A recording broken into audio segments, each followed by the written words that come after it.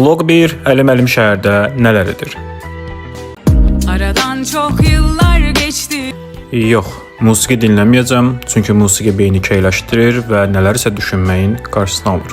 İlk olaraq dostum Yusiflə görüşdük və üzünə deməyim, çox təvazökar insandır. Bu arada güllər dərilmək üçün yaradılıb.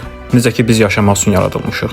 Kitab almağa gedirik və sizcə mövzu nədir? Təbii ki, uşaq psixologiyası. Mənim gələcəkdə tanımadığım bir ailəm olacaq və mən təbii ki, ata olacağam. Yaxşı bir ata olmaq üçün üzərimdə çalışmalıyam. Yolda pişiklə qarşılaşdıq və Bakı pişikləri də Bakı cəmiyyətinə bənzəyir. Çox vetsizləşiblər. Mağazada möhtəşəm kitablar var idi, amma mən 2 kitab aldım. Xüsusən Alice Miller'in kitabını çox məsləhət görürəm, mütləq alın və oxuyun. Yusiflə kitabları alıb qaydanda nə görsək yaxşıdır. Pişik yeməyi görən kimi yerindən tərpənib. Bayaq çox doğru bənzətmə eləmişəm. Yusiflə ayrılandan sonra qəbristanlığa tərəf yola düşürəm. Bilirsinizmi niyə? Çünki insanın huzur tapdığı tək məkan buradır. Bir müddət qaldıqdan sonra evə geri qayıdıram. Həmişə küçəmizdən keçərkən göydə ulduzları seyr edərək evə gedirəm. Çox möhtəşəm bir hissdir və o ulduzlar mənim ən yaxın dostlarımdılar.